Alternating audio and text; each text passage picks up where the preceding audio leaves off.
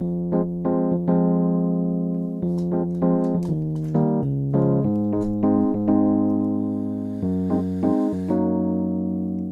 are several processes that go into making a batch of beer, one of which is the boil, during which alpha acids are isomerized to impart the necessary bitterness in beer, and the wort is condensed, thereby increasing the original gravity so that we can have a higher strength beer.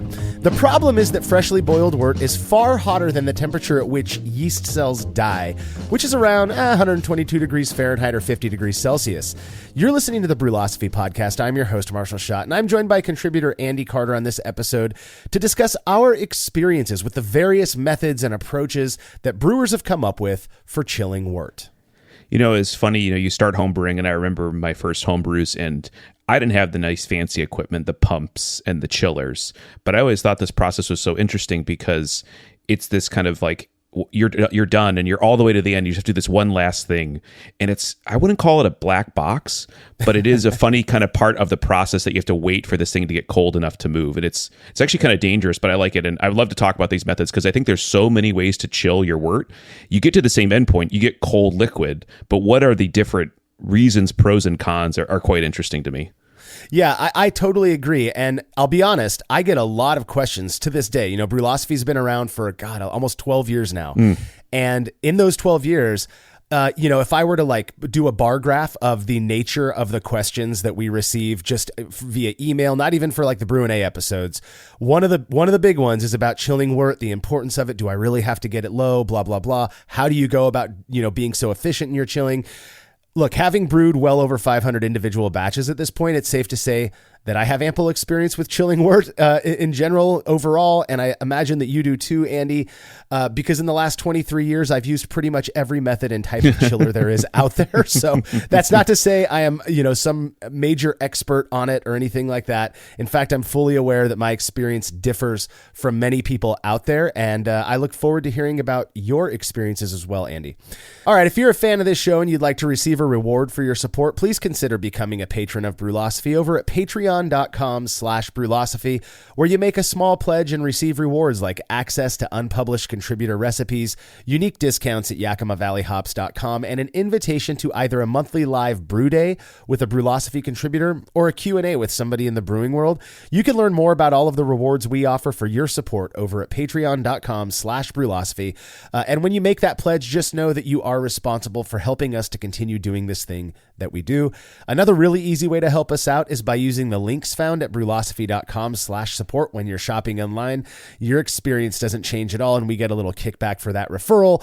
With the holidays coming up, this is even more important than it usually is because we know a lot of people out there are doing their holiday shopping online. So huge thanks to everybody who has made the effort to help us out in that way. And finally, if you wouldn't mind letting us know what you think about this show by leaving a rating and review in Apple Podcast or wherever it is you listen to podcasts, we would appreciate that as well. Feedback is brought to you by Clawhammer Supply, who in addition to having an awesome YouTube channel chock full of great brewing related content, sell what we believe to be some of the best electric brewing systems on the market. If you've been considering making the move from propane to electric, you owe it to yourself to check out what Clawhammer Supply has to offer, whether you're after a 120 volt 5-gallon unit or something bigger like their powerful 240 volt 10-gallon system. Clawhammer has got you covered. Learn more about everything they offer at clawhammersupply.com, and don't forget to check out their YouTube channel as well. Listener Donald Schneider sent in some feedback after listening to episode 389 where we focused on kettle trub. Donald said, I wanted to throw another data point on the trub discussion. I brew on some old school equipment, an orange Gatorade cooler mash tun, propane turkey fryer, and an old kegel, which is just a keg converted into a boil kettle. The kegel outport has a tube inside that extends to the center and makes a 90-degree turn down so that it almost touches the bottom of the vessel. When I open the valve, nearly everything moves out of the kegel and into my fermenter. I do use a fine mesh metal strainer to catch hot particles, but everything else is able to pass into my fermentation vessel.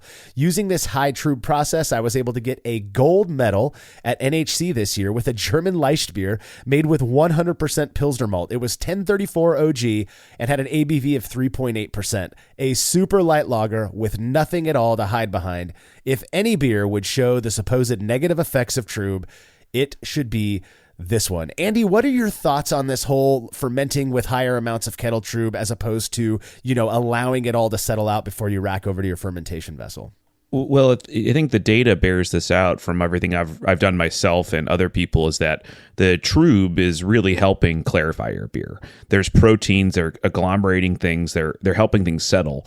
The reason, in my mind, not necessarily the negative impact, but the reason in my mind not to carry as much of it is just your final line, what I'll call line yield, which is how many gallons of beer do I get when I'm done?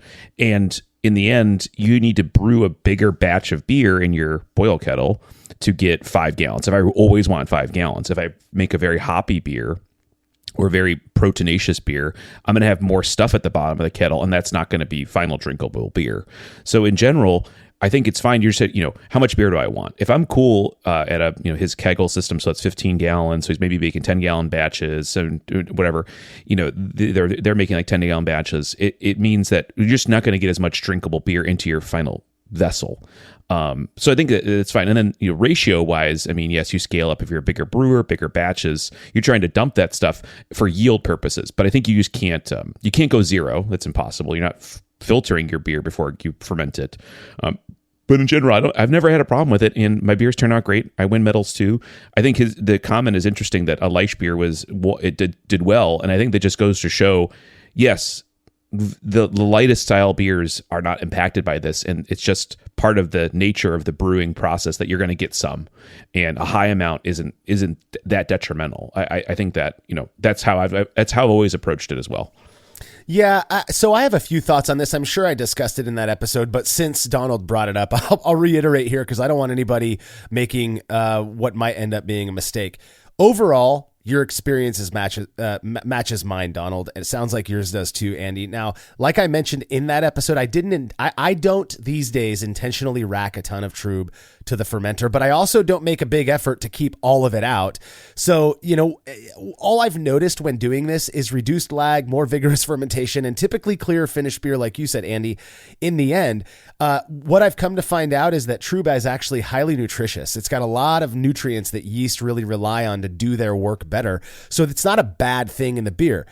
That being said, we do have some data indicating that extreme amounts of trub, which the only way that if you're pouring 100% of everything into your fermentation vessel, maybe there's an increased chance that you're going to pick up some flavor that you might not have had that trub not been there, or had a smaller amount of that trub been there. Now, whether you prefer that or not is completely up to you. That's subjective. We say that all the time. But we do have some experiment data that seems to show that extreme amounts, full 100% of the trub in the fermentation vessel, can lead to a perceptible difference when compared to the same exact beer fermented with a lower amount, almost no trub. So just be careful with that. I know, or have heard from so many brewers out there who don't have the gear to be able to separate their trub very easily. They're pouring out of a kettle into a fermentation vessel, and they, screw it, let's just pour all of it in there, and they love their beer. More power to you. I just don't want anybody thinking that just because some of our data seems to show that higher amounts of trub don't have any perceptible impact. We do have data that does show it having an impact, particularly over time. So temporally speaking, when you allow that beer to sit that was made with a lot more trub over time is when it seems to change in character. So just things to keep in mind. I mean, the beauty of brewing is that it's just beer. We say that all the time, but just beer still costs you about $30 per 5-gallon all grain batch. I mean, nobody wants to throw that away. So, mind your P's and Q's, as they say. I'm not advocating for anybody to do anything they don't want to do, but I don't personally, rack all of the trub over to my fermentation vessel. I just, when I turn the burner off, I chill the wort, I let it sit for about 5 minutes, and then I rack over as much of the wort as I possibly can, probably leaving behind at least 60 to 70% of the trub in the kettle, but not worrying about how much ultimately makes it over. So there you have it. My little PSA. Don't blame us if you make a bad batch of beer. That's all I don't want. So thank you so much for the feedback, Donald. If you have show feedback, you can send it to feedback@brülosophy.com, or you can leave us a note on social media. Brülosophy merch is now available. Everything from t-shirts and hoodies to hats, fanny packs, phone cases, and so much more. By picking up some of our merch, not only do you get to wear your love of Brülosophy, but it's another way that you have to support our efforts while receiving something physical in return. You can check out everything we have to offer at brülosophy.com/shop. That's brülosophy.com/SHOP. And then just click one of the product images on that page, which will redirect you to our Dashery store. Or you can go directly to our Dashery store at brülosophy.dashery.com, which we do have a link in the description of this episode. Currently, we're offering all of our classic designs, though we do have plans to create some new stuff in the future. Again, click the link in the description or head to brülosophy.com/shop to get your Brülosophy merch today. And just a heads up for those of you who like 80s movies or 80s movies references, you might want to go check out the Brülosophy shop sooner than later because we've got something fun in there right now. All right, we'll be right back.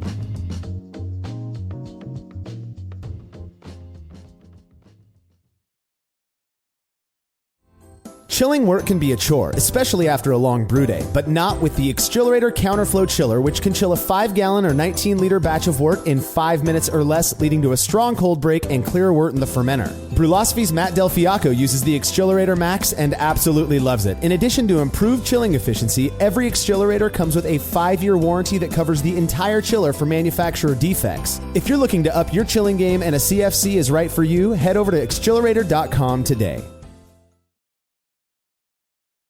As every brewer knows, the best beer requires the best hops, which Yakima Valley Hops provides fresh from the source to brewers around the world, carrying everything from classics like Cascade to modern favorites like Galaxy and Mosaic, as well as other ingredients and gear. Yakima Valley Hops has it all. And don't forget to check out their new podcast, The Late Edition, where the YVH crew goes into depth on our favorite plant with industry experts. Head over to YakimaValleyHops.com now to see all they have to offer and subscribe to The Late Edition wherever it is you listen to podcasts.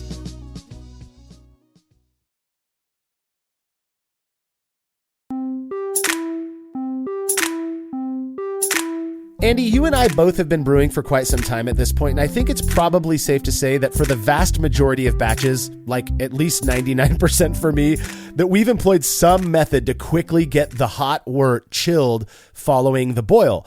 Now, before we start breaking down our experiences using the various methods out there for chilling wort, let's start by chatting about why brewers chill their wort in the first place. What makes it an important thing to focus on? Yeah. So this is good to break down because I think this will go definitely to the chilling method you choose because of the importance of these. So the first, I think it seems obvious after I say it. It might not be obvious before I say it, but we're trying to reduce the risk of contamination. And that means, beer is a fermentable substrate.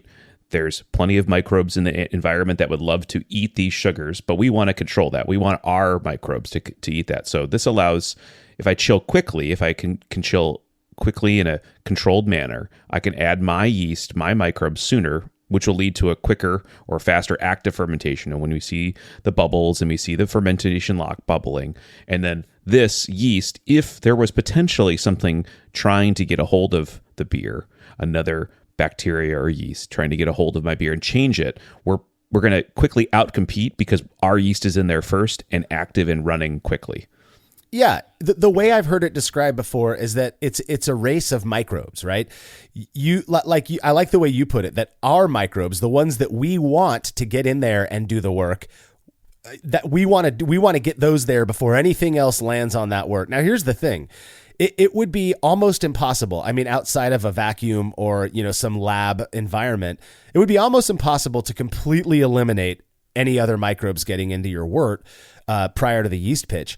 The nice thing is anyone who has taken that food safety test, if you're working in in a fast food restaurant, has heard about I think they call it the safety zone or the unsafe zone, whatever that is. I believe it's about 140 degrees Fahrenheit. I'm not sure what that is in centigrade, but 40 Fahrenheit to 140 Fahrenheit is the danger zone. Danger zone. There you go. And so what we're trying to do is at 212, we're safe, right? At 100 degrees Celsius, we are safe. There's not much that's going to hit that wort that could do any damage to it. But what we're trying to do is get it down to below that 40 degrees centigrade, or not even below it, down to pitching temperature, right? So we're looking at 68 degrees Fahrenheit, give or take 10 degrees, right? Depending on what style of beer you're making. we want to get that wort down there as quickly as possible, not because it gets it out of the danger zone, because it allows us to throw this yeast in there that we have cultured that we have selected to start doing this work, because as it produces alcohol, again, you start to reduce the risk of other microbes even being able to get in there and take over, or what is currently there being able to take over. I read some really interesting research probably a decade ago or so about somebody had like plated just wort that had just been or just prior to pitching yeast, and there absolutely is other stuff in there. There's living organisms in room temperature wort prior to pitching. So this idea of out-competing microbes, I would say that for me, of the reasons that we have for chilling wort, this is my main reason for doing it as quickly as I possibly can. I want to avoid a contamination more than anything, because that will absolutely, that's a whole batch dumper right there. So to me, that's a good reason, but there are other ones. Talk to me a little bit about, this is a weird one for me. When we talk about the reduction of, at least in risk of certain off flavors, I feel like that is something that comes up with every thing that we do in brewing is, off flavors this, off flavors that. And there's different off flavors that can come up if you don't do this or that or the other thing. So what is it when it comes to chilling wort that we need to focus on in terms of off flavors? Yeah, there's probably two in my mind. So the DMS, or the cooked corn. For me personally, when I've done DMS tests, DMS tests with controlled samples, it smells like a Sharpie to me. Take that for what you will. Yeah, broccoli or Sharpie, sometimes the corn. But what's going on when you're boiling is you're boiling off the precursors for DMS, so you will make the DMS. And when but if you leave it hot and also sealed, right, because you're probably putting it in some type of airlocked vessel, you could retain those precursors and potentially those could develop in your beer later. So by chilling quickly, you're going to prevent that enzymatic chain reaction of going from SMM to DMS, that whole process along the way. So you want to chill quickly. The second one, or go ahead, go for it. No, yeah, all I was going to say is that I've heard that while during the boil, the vast majority of SMM, which is just the DMS precursor, it's what converts to DMS ultimately through processes that we're not going to get into here. But that the vast majority of it is volatilized off, right, during the boil. But that if you are allowing that wort to slowly chill so that you can pitch your yeast, let's say you don't have the ability to use any of the methods we're going to talk about later, then it's possible that SMM could still convert to some DMS. I'm not entirely convinced that you're going to be able to taste that. And I say that just because of the DMS testing that we have done. I mean, I was one of the few who could detect lower levels of it. And even the lower levels in our testing were way beyond what chemists would say is a perceptible threshold. So yeah, I'm not sure I'm too worried about that one. But the next one that it sounds like you're going to talk about here, it makes more sense to me. Yeah. So overbittering. So as we mentioned at the top of the show, part of boiling is to take hops and develop the alpha acid bitterness from boiling. So you boil for so many minutes, you get so many IBUs. But if the beer is hot, you can keep isomerizing these alpha acids at below 100 degrees C temperatures. Of course, it's a chemical, it's breaking down, just not as fast as at boiling. So if you're chilling, not only are you chilling slowly, but if you're chilling in a, let's say, inconsistent manner, then you're going to keep developing alpha acids, and that could lead to a higher bitterness than you would have predicted otherwise. Yeah, those alpha acids will continue to isomerize. Now, this is going to be especially important to be mindful of when you're making probably most hoppy beer, modern styles of hoppy beer, because you're adding in late addition hops to retain that aroma, but you don't want it to be overly bitter. So if you're throwing in a big, 5 to 0 minute hop charge and you're not chilling that wort right away, those alpha acids are going to continue to isomerize into isoalpha acids, which are very bitter. It's what makes beer bitter. So again, quickly chilling to below about 170 degrees Fahrenheit is going to get you, beneath the temperature at which those alpha acids isomerize, right? It makes sense. You're not going to want to be throwing in big old charges of hops at the end without planning for it, at least. I mean, in my brewing, I just expect that, hey, once I cut the heat, that wort's still going to be hot for a good 3 to 5 minutes, isomerizing alpha acids. I play that. I consider that when I'm designing recipes. But if you're not doing that, if you're going the no chill route, which we're going to get into here in a second, and you're throwing in a big old hop charge, go look at No Chill Brewing charts, because they have got it figured out so that you don't overly bitter these beers. Again, this is a reason for quick chilling for a lot of people, but there are workarounds for those who who don't have the ability or just don't want to quick chill. Yeah.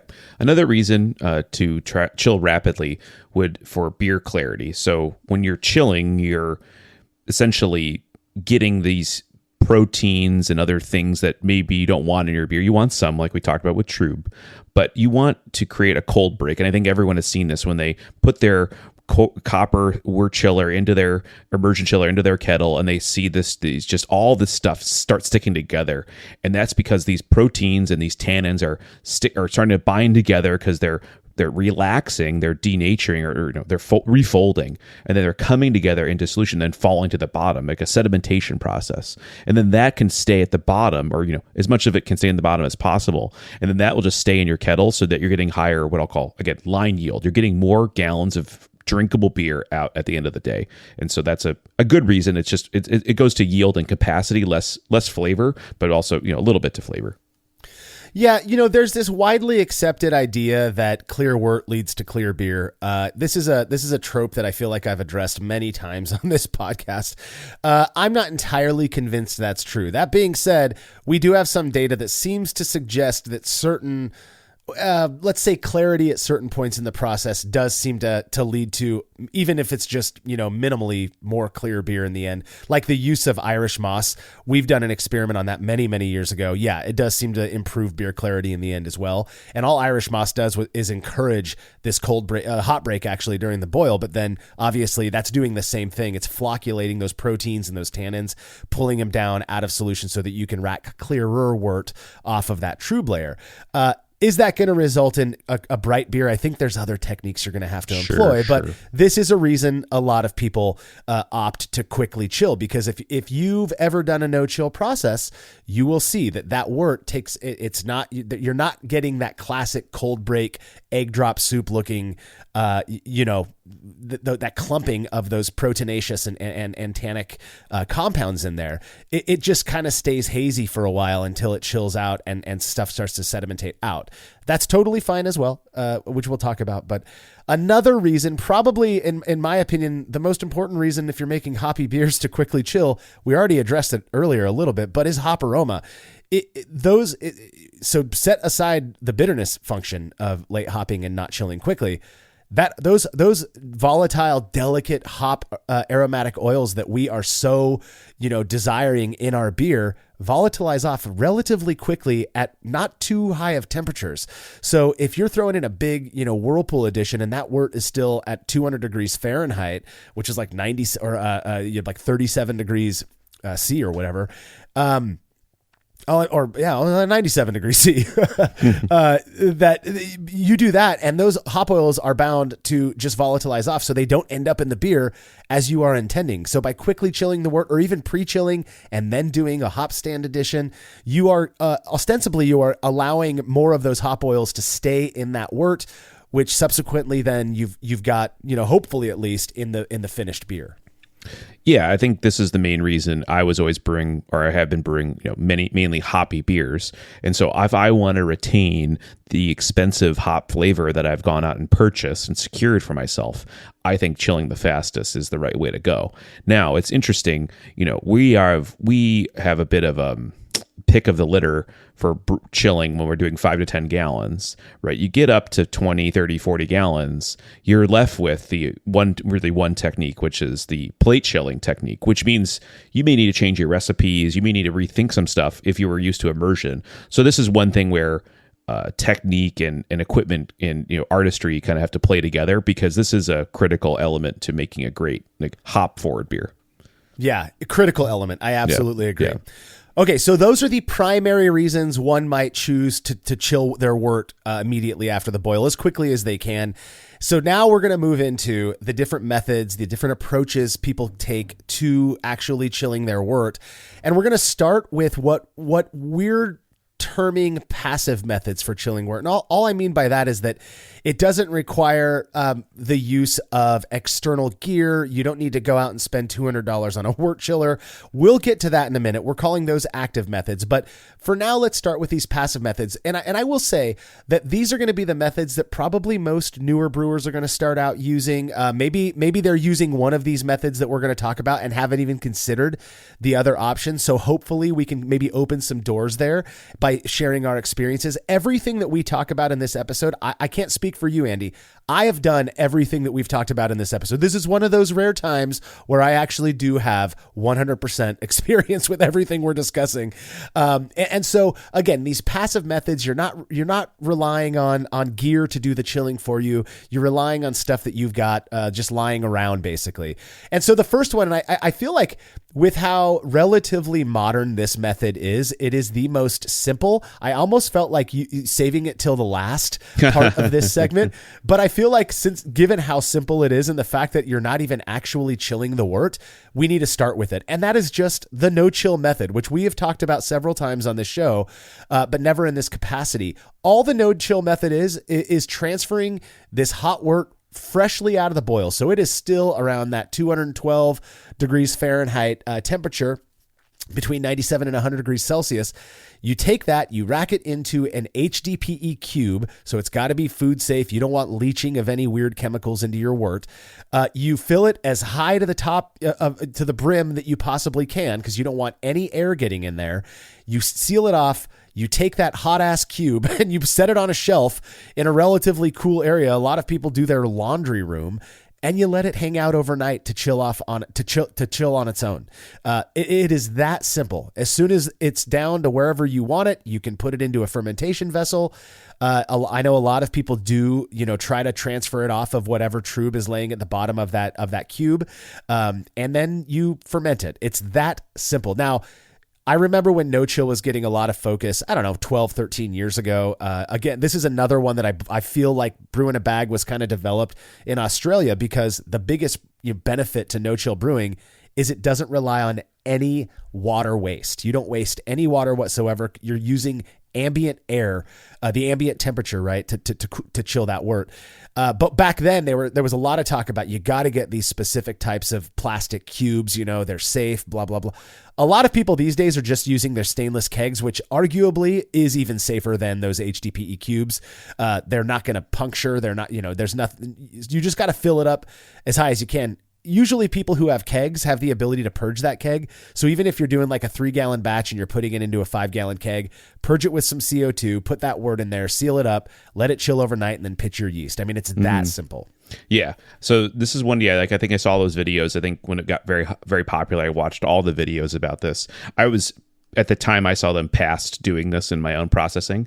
But I will say, I think, I think a couple of my friends did it, they like it. It's simple for them, right? It's just the simple process, right? You do nothing, interact. The only time, and I'm going to break your no chill method definition slightly, is the only time we did this was the no chill to inoculate wild beer, so leave it open and then get that. Like, the idea is that this is useful for some specific applications when you're actually trying to encourage the environmental microbes around. But in general, Yeah, anybody who's familiar with traditional methods for sour beer making is probably familiar with the term a coolship, and that's exactly what you're doing. The reason now that a coolship is usually a big, flat, wide vessel is because the thinner that layer of wort, the quicker it's going to chill. So even though it's technically a quote no chill method, it is cooling down very rapidly in these stainless steel trays, basically, and then whatever microbes happen to fall on it, from the spider webs, at Cantillon or whatever, then they inoculate that wort. You get this nice, complex, funky characteristic. I get that. Now, my issues with no chill. So, like you, I have friends who really, when they learned about this method, they were like, I got to give this a go. And one of my buddies, Aaron, he was doing this fun thing. I had started Brülosophy, so I was already fooling them all the time, or at least that's how they felt, right? So he got on this cool little tear where he was brewing these beers. He'd bring them to our monthly meetups, and we would all sample the beer and give him feedback, but then he would tell us some weird thing he did to that beer. And it was fun. I love that kind of stuff. So it was this one time, I believe it was a English mild, back when we called it English mild. And he had made this, it was just phenomenally good. I mean, it rivaled some of the best commercial examples I've had. And he's sitting there looking at all of his friends, and we're just lauding him for how great this beer is. And he was like, you have that wort set in a cube overnight, didn't even chill it. It was crystal clear, had all the characteristics. Since that experience, I have yet to have a beer that I knew, at least, and I'll own my bias, was produced using the no-chill method that didn't have, I don't want to say it was DMS, but it didn't have this odd kind of wet dirt kind of a character to it. I don't know what it is. I've had no-chill beers that are perfectly drinkable, they're fine, but I still seem to perceive, and I've made many. That's the character I get in the no-chill beers that I make as well. It's not that I hate it. It's that I don't prefer it to the cleaner experience that I get when I quickly chill. Do you think that that's a cross variable, that's like the ingredients used, maybe extract or something else is influencing that, or is it across all other variables? It's just the chill method. Yeah, I don't know. All I can speak to is my anecdotal experience with this, and that's I don't know. So Aaron, after that, he was like, well, I'm going to do no chill a bunch. Every beer he made after that, even he acknowledged there's something different about it. And my description, by the way, that wet dirt thing, I'm only saying that because it's a very difficult characteristic for me to accurately describe. No, I get you 100%. Yeah, you know what I mean? Like with the dictionary that is in my mind, I cannot come up with a really good way to describe this characteristic that I get in no chill beers. Here's the thing.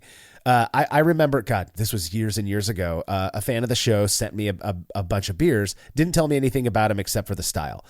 He had a Vienna lager that he sent me, and I poured it out, and I'm drinking it, and I'm like, what is that? Odd. It was like this. I can't even come up with a word, but it was there. And he sent me, he shows me that I'm looking at the recipe that he sent, and I'm thinking, okay, I've never used Karamunic in a Vienna. Maybe that's what it is. And then he tells me over email, these were all no-chill beers. And I'm like, that's what it was. That is confirmation bias 101. I get that. But it did have that character. Well, so I wonder if a good experiment that could be thrown out there is take a beer, boil it for an hour, chill it immediately, take a beer, boil it for 2 hours, chill immediately. I wonder if that longer heat is like what's creating this long stewing at stewing temperature is what's causing it. Potentially, that could be part of it. Yeah, I don't know. I mean, we've done no-chill experiments. People can absolutely taste the difference. I mean, we've been able to show that. So, but again, I'm going to say this a lot, particularly for this method, which I know is widely used in certain regions of the world. That is not to say that it's any worse or, objectively worse than a quickly chilled beer. Not even close to that is what that is not what we're insinuating. You might have a personal preference. And if you're like me and you like the characteristic of beer that's chilled quicker, then get a wort chiller. It's that easy. You don't have to worry about it. So have you done no chill yourself, Andy? No. I've never, I got past it. I've done more as we go through this list, the other less passive methods, but no completely no chill for me other than that lambic we did. Yeah. Well, I think that's more common, right? With sour and funky beer, that's going to be the case. So here's one for you that as far as I know, I developed this in my naive, extract brewing days, because I'm so impatient. So I got a lot of crap when I told the guy who worked at the homebrew shop up in Bellingham, Washington, that I was doing this. He told me that I was going to shock my wort, which could produce off flavors. None of that ever made sense to me, and to this day it still doesn't. And that is what I refer to as the pour over ice method. You could probably already guess what I'm talking about here. So this is a method where in fact, the next couple that we're talking about are going to be topping up with water, revealing our what's coming up next, and then pouring over ice are kind of similar because they're both just water. But what you're doing in essence is compensating for high OG by diluting this concentrated wort to the OG or volume that you're looking for. So when I first started brewing, like many, I started out doing extract with steeping grains. So I would get a bunch of liquid malt extract. I would boil it in a 4-gallon kettle with water. I would add my hops. I would then steep, prior to the boil, I would steep some ground up specialty grains. That's my concentrated wort. And then I would take a bag of ice, and I always went with a 20-pound bag because it filled up about half of my my fermentation bucket at the time. And what I found was that, ice, even though it's might be 2.5 gallons in a 5-gallon bucket or whatever, it's really 20 pounds isn't really that much because, it's ice. It's going to melt down. It's going to take, that ice takes up more space than water does. But I would just pour the wort over it until I got to about 5.5 gallons. I would always hit my OG right on. And then I would pitch my yeast, and that wort would be down at like 65 degrees from 212 immediately with very little work. I loved it. I don't know. I remember asking people, back in the day when I was still brewing with extract, why don't you just pour it over ice? You don't have to wait. Yeah. Oh, it's gonna be, off flavors, yada yada yada. Never in my experience did it have any negative issues whatsoever. Yeah, I think the main one here is clean ice, right? So if you're not buying the food grade, you go to the store, it says, if you go to the store and you buy a bag of ice, the 20-pound bags, now they're 16 because of shrinkflation, but the 20-pound bags, they say on the front, ice is food. It's good water, right? That's the first one. The second one is the knowledge of the volumes and all the calculations you want to do. But it's actually great because as long as you're cool with brewing a condensed wort or high gravity boiling, right? Which is probably the case of anyone starting, is that I can only afford a kettle that's so big. If I don't like this hobby, I don't know, make chili in the kettle or something like that. I'll use it for something else, right? And then I just need to get a vessel that I can fit all the ice into, and then it actually is fantastic. I know my friends did this. I think I may have done it once because I was already eyeing those chillers, those active chillers, but it actually is a great way to do it. And honestly, as long as you can get a steady stream of good, high quality food grade ice, then this is a great method. I'm telling you, I'm surprised we haven't done an experiment on this one. I mean, we could even we have so few like extract based experiments. Why not? This would be such an easy one. Maybe I'll design an experiment and do this one myself once I get my brewery up and running. It worked out so beautiful. I remember thinking I was a genius. Like, wow, I'm so I smart. can pitch my yeast right away. I'm so smart. I guess the difficult part is you do have to kind of be decent at estimating the amount of ice. But here's the thing. You can add ice to your kettle just to chill it down enough to where it's not going to be a negative in your bucket. Throw all that wort in there and then add the amount of ice to where your volume is where you want it, Well, in general, 8 pounds of water is 1 gallon, right? So 20 pounds is, 2.5 gallons. You're putting in 2.5 gallons of water, right? It's just, it looks bigger because, like you said, ice is the one molecule, or water is the one molecule that gets bigger as it cools. It's just the nature of being a polar molecule and making a crystal. Fine, but it is water to water, right? So in my rule of thumb, in my back of my head, it's always 8 pounds. It's like 8.5 pounds, but like 8 pounds per gallon of water. So then just you go for it, and that's it. And those bags are pretty close to 20 pounds because they're either making money or losing money if that bag isn't exactly 20 pounds of ice. And you can always measure the bag. You can always measure it yourself. Pop it on your scale, and you're good to go. No, it's actually a great method. And I think it's actually kind of funny that we didn't talk more about that growing up in home brewing. I think it's actually a really great method. Well, and brewers, I don't know why this seems to be the MO of the classic quote home brewer. Everything can lead to a problem, right? So, you're doing that different than the pros. You're going to have an off flavor. Just think about it for 1 second. Wort is sugary liquid. That's all it is. You're not shocking the wort. That's the stupidest thing I've heard in a long time. Yeah. Even back then when I was a very, non-astute, unexperienced home brewer, even I was like, that's the dumbest. Okay, whatever. Now here's a fun one. I got an email from somebody. I think I had mentioned this on an episode, 5-6 years ago.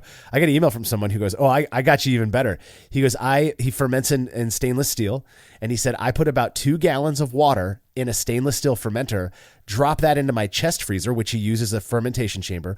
Freezes that water. Now, mind you, you don't want to fill up and seal a stainless steel, any vessel really, but especially stainless steel. You could break it. But he just leaves it unsealed, no pressure, so that when that water freezes, it just moves up the vessel. It doesn't expand out. And then he goes in on brew day, and he said even if it's not totally iced yet, it's still icy. So you're just using the same exact water that he uses to brew with. He said that, in fact, he told me that he in his email, he's like, I even adjust it to the same exact water profile. mineral profile. So all he's doing is diluting it. And then what you do is you just remove, this is so easy if you're doing full volume mashing, you just remove that amount of water from your mash and you're good to go. You know for a fact, maybe a little bit of boil off, whatever. That's not going to be that big of an issue. You just add it to that water to that wort, or wort to the water, I suppose, and you're good to go. It's nice and cold. You pitch your yeast and off to the races. Nice. I like it. Now, here's the thing. The pour over ice method is about the same as topping up with cold water, which is quite a bit more common, and nobody seems to care about that. There is some concern that when you dilute wort, there's something magical that happens to the water when it's in the full volume and blah, blah, blah. I'm not so sure about that. I've talked to Drew Beecham about this. This is something that he actually did as one of the things that we did when we went to the Brew Your Own boot camp over in Asheville, North Carolina a few years ago. We served a beer where one of them was diluted and the other one wasn't. They tasted identical to me. We've done experiments on this. They taste the same. People can't tell them apart. I think this is just such an easy way to quickly chill wort that you have brewed to be concentrated so that you can top it up. Mm-hmm. Yeah, agreed. I think the only thing with ice versus water is, in certain vessels, if you have we do not recommend using glass, right? And these are where there's definitely, you can run into some real issues if your vessel is got temperature sensitivities that you're not aware of. We would say, well, any plastic is fine. You have a great comment about stainless steel and making sure it doesn't crack the stainless in a keg. But just watch your vessels, and if you have a kettle that's big enough to fit the ice, then why wouldn't you? And that way you can be brewing higher gravity and have cold wort, at the right time. So yeah. And here the other thing is topping up with cold water really depends on how cold you can get that water. The people that I know who are using this method to chill their concentrated wort, right? They're diluting concentrated wort. They're using their hose water, the same exact water they use to brew. Well, if that water has chlorine or chloramine, you're going to taste it in the beer. I mean, that is, if you're not filtering that water, start filtering it. Secondly, if you live in a place like I live, where even during the coldest months, the coolest our water gets is like 65 degrees Fahrenheit. Yeah, it's like 17, 18 degrees C. It'll cool the wort. Don't get me wrong. It might not cool it down to pitching temperatures, so I'm just make some ice, add some ice to it. I don't know why people don't do that.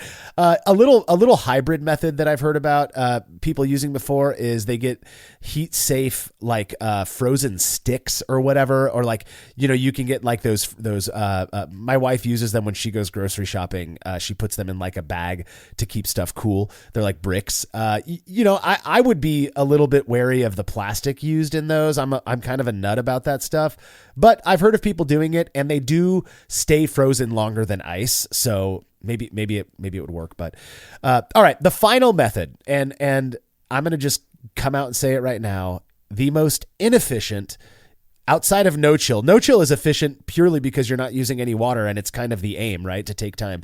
The most inefficient chilling method that I have ever used is the whole ice bath chilling method. Yeah, so this is where you take your boil kettle, assuming it's small enough to fit, or you have a big enough sink. You put this in a sink with water, and then that's got water nice, and then you kind of counter stir each one, right? You're stirring one in the set. You're stirring the sink, and then getting your wort going the other direction. So you have a plate, heat exchanger on the kettle side, and of course, this is not efficient, right? You're running tons of water down the drain. You're inefficiently chilling because you're not providing enough surface area for the wort to be chilled. But ostensibly, you don't need to buy anything for this. You own everything to do this already. And this was my very first way of doing it. I think I made a wort chiller by batch 7 or 8, but I was definitely doing this initially. And I mean, it works, right? You will chill your wort as slow and wasting a bunch of other water. You're still going to have to top it up if you're doing a partial batch. So why not use that water? Why not use that water to help you chill? But yeah, so it's no more equipment, but it's also the least expansive technique, right? It doesn't scale with any way, shape, or form. That's what I was going to say is the bigger these batches get, and I'm talking, an ice bath. Honestly, I've made 1 gallon batches with an ice bath that I can chill down in like 5 minutes. That is totally possible. For every, liter more wort, the efficiency of this just rapidly decreases. It's so, you're not going to take a 10-gallon batch of wort and throw it into an ice bath. It will not chill that fast. That's just I've seen people who live in colder areas, colder regions like the Midwest or whatever in the winter, and they'll post photos of them, slamming their hot kettle down into a snowbank or something. It doesn't work. There's a reason for igloos. Igloos keep heat inside despite being ice. It creates an insulative layer, and water does the same thing. That's why we recommend stirring your ice bath, because you will create this layer of hot water right surrounding the kettle, thus insulating it. That cold water is not exchanging the heat the way that you're intending for it to do. You have got to work elbow grease to make ice baths even marginally more efficient. It's just not a good method, in my opinion. If you're making 1-gallon batches, by all means, use an ice bath, but I'm more inclined to just take, even with all grain brewing, just take out, a small amount, a relatively small amount, 2 gallons or so of your brewing liquor, set that aside, freeze it, and then pour your hot wort over that. It just seems to make way more sense and be way more efficient. But have you done ice baths before, Andy? I'm assuming you have, yeah. I mean, that was the main one I did before I got the chiller. So the one, and especially if I'm in a pinch, we'll get into it with active chilling, but you need backup plans whenever you're brewing. You need a backup to the backup. And I'll do this if I absolutely had to, or I think I did it a lot when I was teaching someone how to brew. They were thinking about home brewing. Turns out, they really liked home brewing, and then they became a professional brewer. So, I'll credit myself I'll take some credit for that. But this is what we would do, because we had no other gear. So I'm like, well, how do we want to turn this off? I'm like, well, we dilute with water. Let's just try all these different methods so you can see these different ways of doing it. I think the one analog to this one is ice bath, but in the, what I'll call it, post adding to the fermenter. So I would do, a cooler of water. That's where I would keep my fermenters, right, with a little bit of water, and I would add ice to that. That's like the fermentation regulation, but I would use that as a chilling method too, to be like, all right, I'm at like 85 or 90 degrees Fahrenheit. I'm just going to add a bunch of ice to this cooler so that my wort comes down to like 70 by the time I'm ready to pitch. So it's kind of a slight modification of that, but Yeah. No, I think it's just makes sense that people would think that this would work better than it does, but it really, most people would be like, God, that does not work that well. It doesn't work that Is well. it going to be faster than a no chill? Yeah, sure. You're going to chill your wort. It'll just take like an hour and a half, 2 hours, depending on the volume. Exactly. So those are the passive methods of chilling wort that we could think of. At least I'm sure there are some other really creative ones out there. I remember my uncle, who does not brew, by the way, but he is very, engineering minded, very mechanical in his head. And he's like, oh man, we could create this, buy a cheap sump pump and have it, pump up in the middle and flow over like a chocolate fondue fountain, and that'll chill the wort faster. That would probably work. I'm not going to do it. I'm sure there are people out there with some really interesting methods, but that's what we've got for our passive methods. When we come back, we're going to be shifting our focus to our experiences using these more active methods for chilling wort.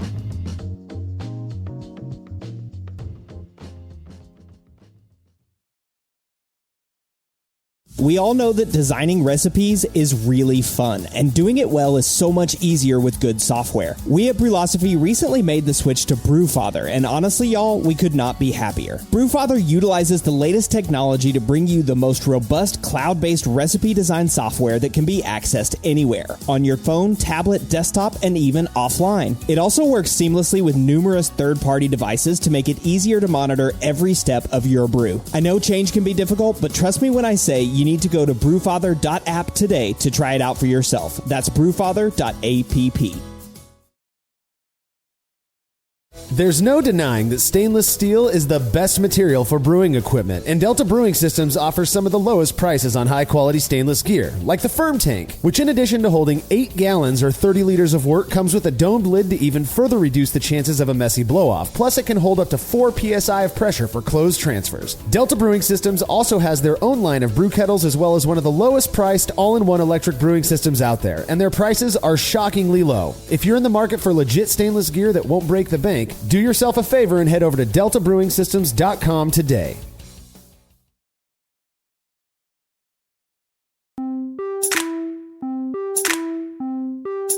So far, we focused on these passive wort chilling methods, which, given their simplicity, are often used by newer brewers. Inevitably, those who stick with it will likely seek more efficient approaches to chilling their wort, which is where active wort chilling methods come into play. Now, for the most part, these methods will involve the use of specific gear, which you and I both have ample experience with, Andy. I know I do. And boy, do I, this is going to kind of be a hybrid, Brews Views experience, because I'm going to share some opinions on some of these approaches to more quickly, actively chilling wort. But let's start with what is likely the most common wort chilling method, which is to use an immersion chiller. Yeah, so immersion chiller, it's in its name. You're going to take this chilling surface. I think we're going to use a lot of thermodynamics terms coming here soon. I think they help. There's a cold surface that you're going to expose your hot wort to. And immersion is that you're going to put this surface, in this case, let's go with copper. I think that's the vast majority of people are using a copper immersion chiller because of its high thermal conductivity. It moves heat well. Stainless steel, also very good. Both can be used with food. They're level to food grade or some level of food exposure, and they can take a temperature. It's submerged in the wort, and then cold water is run through it while stirring. Hopefully, you're stirring the wort on the inside of it, and then this is going to really reduce the temperature quickly because all of this goes back. If you search Newton's laws of temperature decrease, right? There's this exponential drop off with the delta in temperature, hot wort, cold liquid, and then that very goes down slowly to a steady state. You're going to, of course, mathematically infinitely approach your temperature of the liquid you're flowing, but the flow rate, the surface area, all these things encourage a faster chill. And as I just mentioned, stirring and also, by and large, regardless of the other parameters like the temperature and the surface area, running the water as fast as possible leads to the quickest, and that's because you're just trying to always present the surface of the wort the coldest water possible. Without a doubt. It's story time. I'm going to tell a little story here. Story time. Back, me and my stories. Back in 2014, I started this thing called Brülosophy. And at the time when I was doing that, I was in that mode of, these people are using this gear. I'm going to save up some money and I'm going to buy that. Because obviously, they're talking about it. They're well known. And if I use that, I'm going to brew better. So I'm acquiring all of this stuff.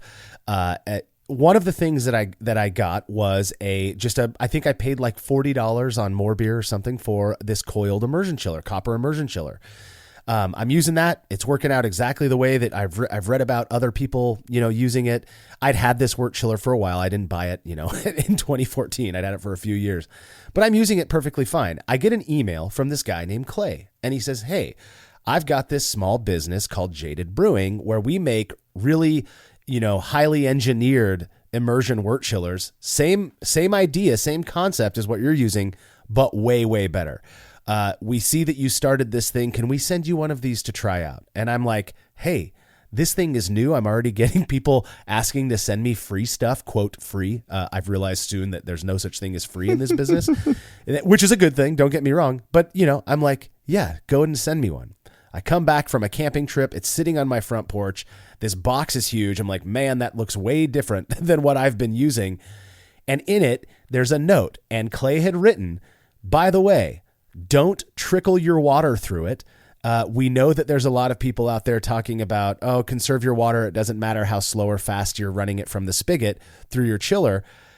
And make sure that you agitate the wort the entire time, whether that means stirring it, running a pump, or even just moving the chiller around in the wort."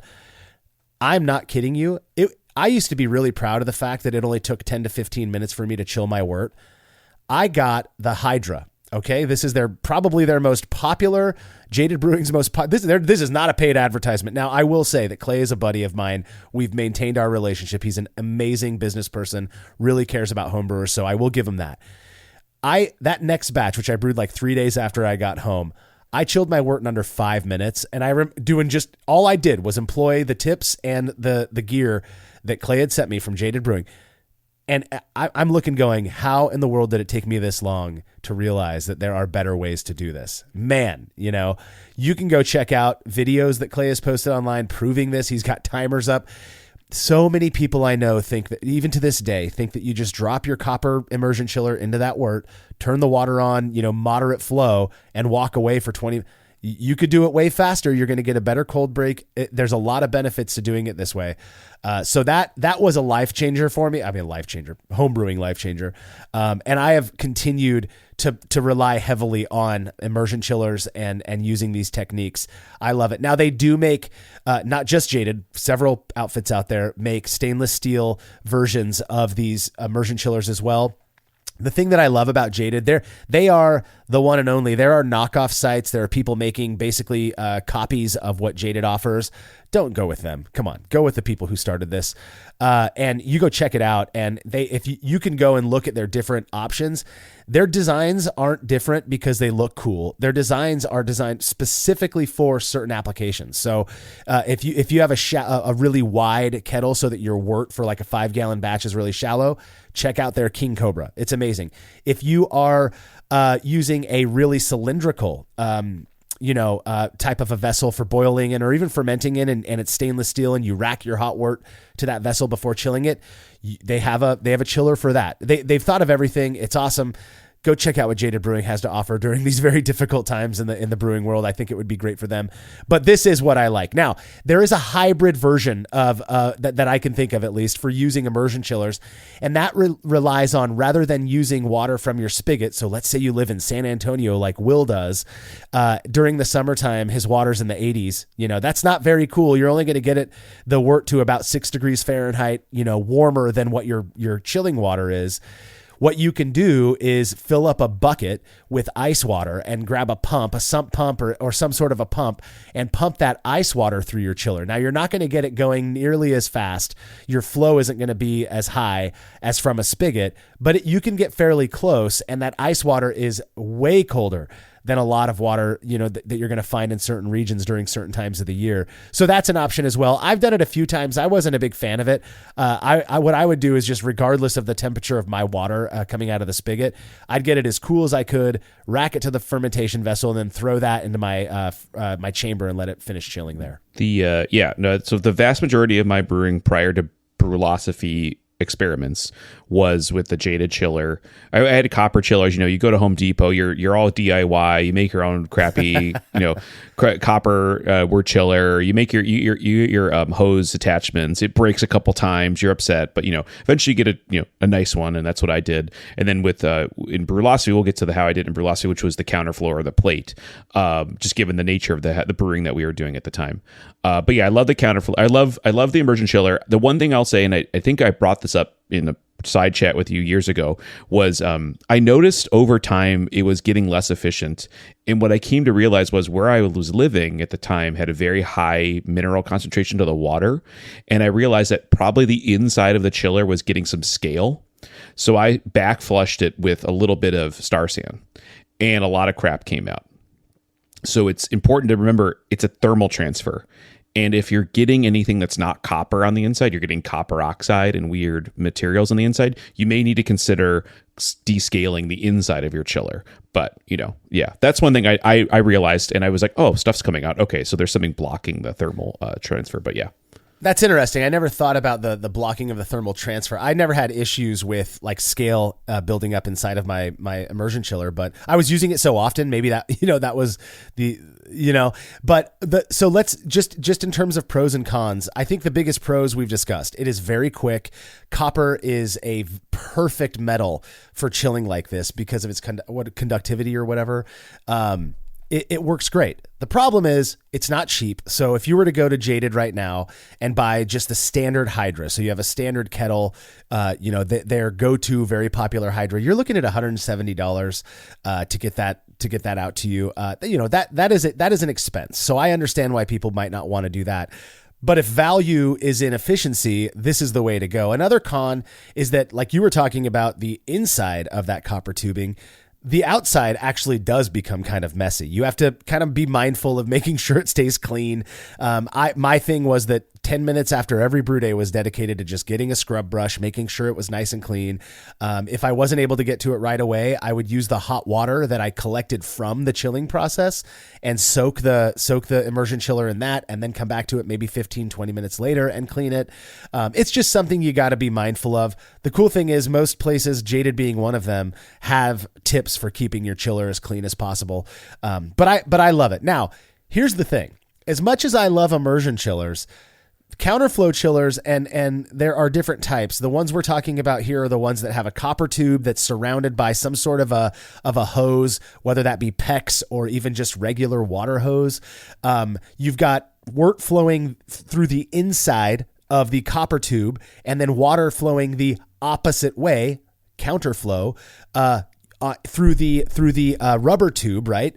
So that the wort and the water never touch, but that water is cooling that copper tube as the wort flows through. Insanely efficient. And again, we're going to talk about a brand because we love them. They love us. You've got to check out exGEERience. We've all got, I think most of us on Brülosophy have Jaded chillers and exGEERience chillers.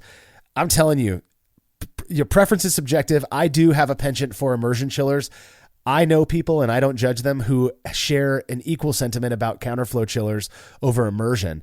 These things are equally as efficient. You kind of have to do the same thing in terms of flowing. You want that water flow to be fairly fast. You don't want that water getting hot during the chilling process, because then you're losing efficiency. It's not going to work right. You want it to be super fast so that water stays relatively cold throughout the process. The nice thing about counterflow chillers, you don't have to stir the wort at all. There's none of that. So less elbow grease, but you do need some way to get that wort through the chiller, which usually it doesn't require a pump. You can use gravity, but it doesn't work as efficiently. But this is a piece of gear that typically is paired with a pump. Yeah, and you need the pump because you're battling gravity and then the water pressure of your water system, and even going back to the immersion chiller, I would use the sump pump and the ice trick. So pumps are important. This is the one I have. More of my friends did this one than I did. I went to more of the plate chiller or something in between. Which is how the Bruzillas work, which is this piece of stainless steel that you're flowing water around, which we'll talk more about in a second. But it's a great method, and it's also, I think it's interesting. I think it's one of the more compact methods versus the big wort chiller that goes in immersion. This is like an in-between to the plate chiller, but I think there's some negatives I will discuss with you when we get to true plate chillers that I think are important. So this is like a good balance, and I think it's also like the flow rate issue is also really high because it's a uncorrugated piece of copper that the wort is flowing through, so you're getting high flow rate to your wort. So if you're brewing a big batch, it's actually quite an efficient way of doing it at the homebrew scale. It is insanely efficient. I have used the exGEERience Max, over 50 times myself. And along with, brewing, back when I was brewing with Paul, we were doing the Hop Chronicles stuff. This thing works phenomenally well. It is so beautifully designed. Go check out exGEERience.com. See it for yourself. I'm telling you, again, this is not a paid advertisement for them. I don't think there's any other company out there making the quality of counterflow chillers that exGEERience is at this point. And they've got some other really cool stuff to check out as well. Just super clever. But yeah, I'm a big fan of counterflow chillers. The one issue I have with them, and it's the only thing that tips me over to the immersion chiller side, is I don't like not being able to see the parts of the chiller that my wort is touching. Mm-hmm. As much as I might trust that my cleaning processes are solid, you never fully know without some sort of a scope, which nobody has, So I don't know. What are your thoughts on that piece of it? So I think this is the hand in hand of the con of a plate chiller, is that you're exchanging efficiency for lack of knowledge. Or and as us as homebrewers, we want to know all the little details, right? We get obsessed. I think it's important that in this hobby, if you want to be obsessed, there's a deep way of being obsessed. But with these certain tools in chilling, you are left with essentially best practices until potential failure, which is crappy way of saying it, but I'm going to be honest, right? You don't have an endoscope. You're not going to shove a camera down the length of the spiral, right? So what you're left with is, best practices, which is I'm going to run hot PBW through this thing for 30 minutes afterwards. I'm going to run hot water through it. Then I'm going to say, that's it.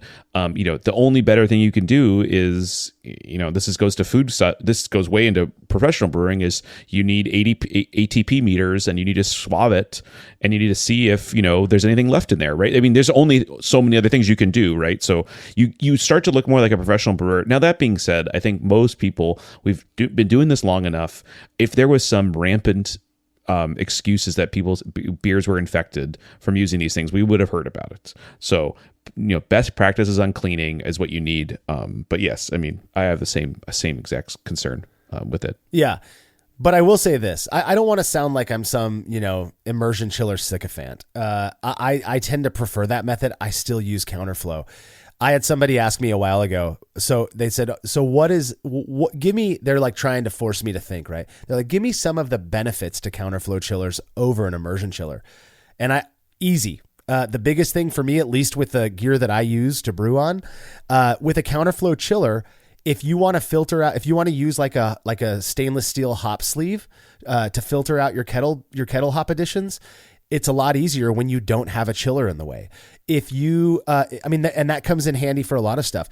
If I'm brewing, when I brew let's say an IPA where I'm throwing in a big Whirlpool edition, I have to throw those directly into the wort, because when I have my, when you're using an immersion chiller, you're usually putting it into the wort in the last 10 to 15 minutes of the boil to sanitize it, right? So when I do that, I can't fit, unless I'm using a bag, which I don't like to do, I can't fit my hop sleeve, down into the kettle anymore. The other issue, if you think about it, if I was using that hop filter during the boil, I have to remove that during when I put the chiller in, which means unless I'm okay, which I am, adding hops directly to the wort for later kettle additions, after 15 minutes, they're not getting filtered out. And on top of that, you remove those hops, so they're no longer in the wort. So whatever benefit you get from having those hops in there, like this sounds like we're going down a rabbit hole, but this is a very real issue. I remember I bought it off Amazon years ago, but I bought a brand new hop sleeve. My old one was looking just a little worse for the wear, and I'm brewing a batch with it, a batch of IPA, and I go to put my chiller in, and I'm like, crap, I didn't think about this. I ended up just pouring that hop sludge into the open kettle anyways. If you're using a CFC, you can very easily filter out those hops. In fact, it's recommended so that you don't get a bunch of hop particulate in the inner channels of that chiller. So I'm a big fan of both. I might lean 1 or 2% in one way for certain applications and the other way for others, but I think they're both great options. One option that I absolutely abhor is plate chillers. Tell me about your experience with plate chillers, man. Yeah. So plate chillers is funny because I think when you start to get more experience in home brewing, you see this as like the last boss, especially in the earlier days, maybe the 2010s of home brewing. Like, this is what people really do. And there's a reason being, a professional built brewer, Jaded ain't making no 500 foot long immersion chiller for your local craft brewery, right? They are doing a plate chiller, and there's only like a couple brands. Now, the difference between the homebrew plate chillers and the commercial plate chillers is that the homebrew plate chillers are typically bronze, or they're copper blocks where there's channels where water goes in one and beer goes in the other, and then they're copper, they're bronzing or fused, they're like welded shut, right? So there's this block, heavy block of copper, a material, food safe, of course, and then you're flowing, right? Now, if you take the counterflow example where there's a smooth tube that your wort is flowing through, like a copper tube surrounded by water, and a PEX tube, right? This is a very narrow, very thin, and what's important here, hard to clean inner chamber, right? There may be high surface area for high chill, speed of chilling, right? But the thin, narrow gauge of wort flow means that it's, in my mind, is the single biggest risk of this, is that if you're not filtering your wort, pre-unfermented wort, well, what are you putting into this thing? So it may work well, and they're very compact. They're the smallest things, right? These blocks, these Blickman or these other brand name blocks, they're very small.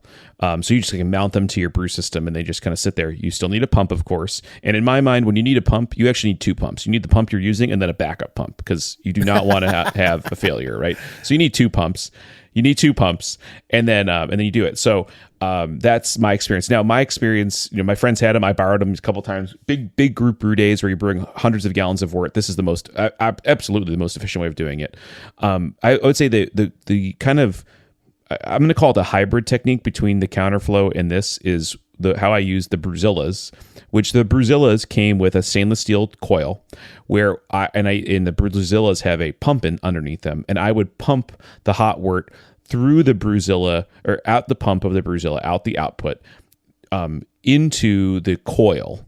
The coil was immersed in cold water and ice, and then I put that into my fermenter. So you're getting kind of both. You're not getting the full counterflow, and you're getting some of the plate, but you're also getting the benefit that you're not flowing through a very small, narrow-gauged material. So yeah. Well, I'll tell you what. Like you said, I'm over here. This is like 2012, 2013.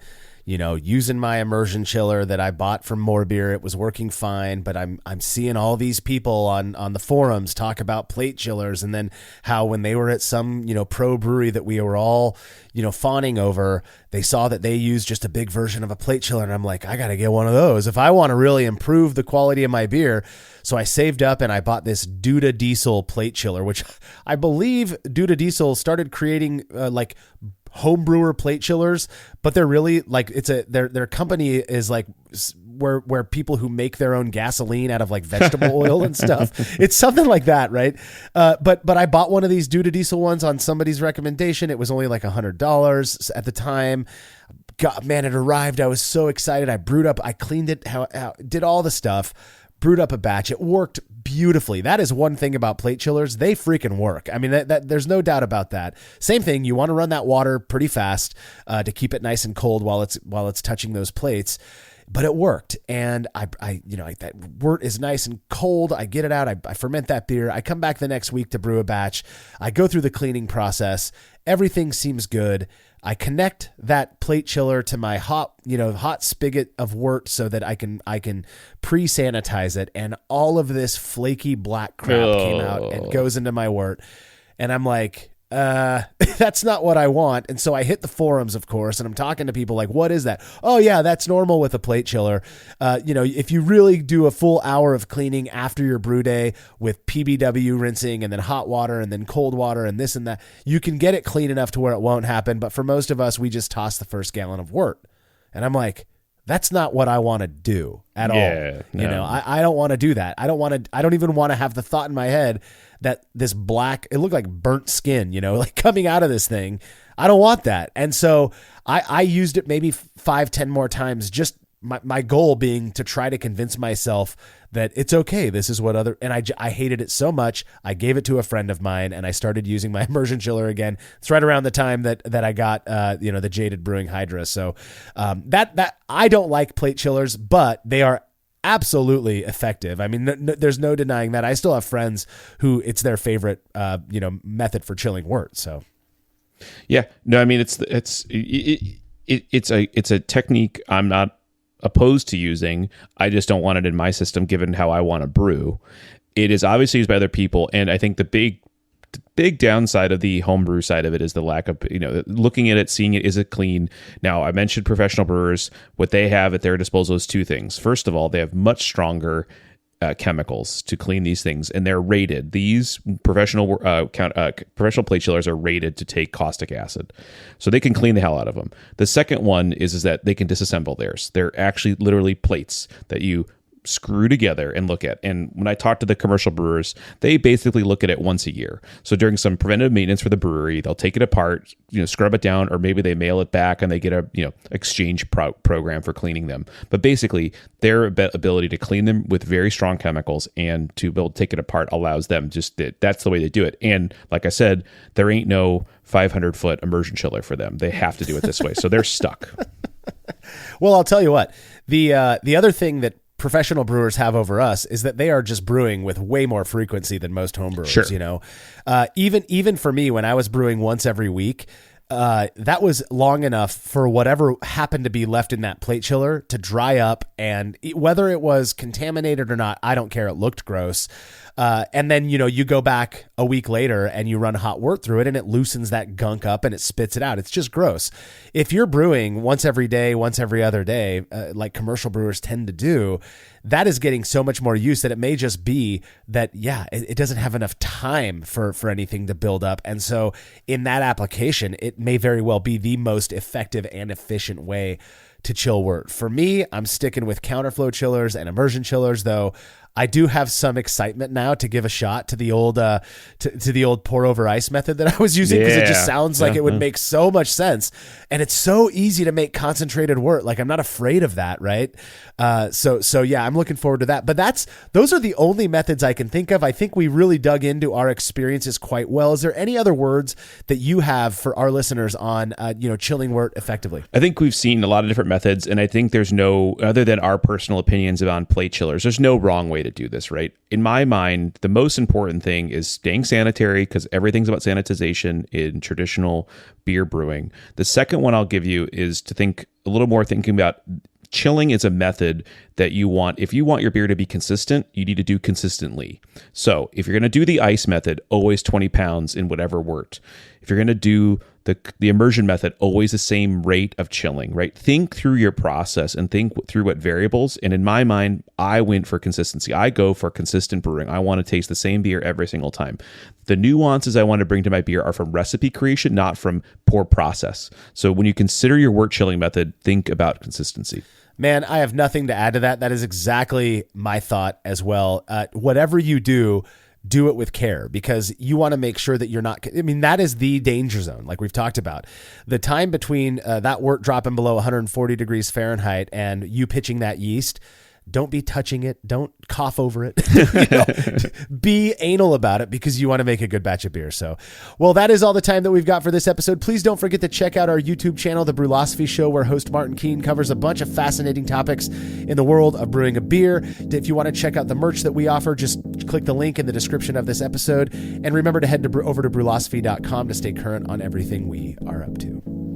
The Brülosophy podcast is made possible by the generous support of our sponsors, as well as all of our rad listeners. We seriously could not do this without you. Cheers to everyone who has subscribed and left a review of our show. It makes a huge difference. If you haven't yet, please consider doing so. Head over to Brülosophy.com/support to view a list of ways you can easily help us to continue producing this podcast. If you want a reward for your support, visit Patreon.com/Brülosophy. Thanks again for listening. We'll be back next week with another episode of the Brülosophy podcast. Until then, think beer.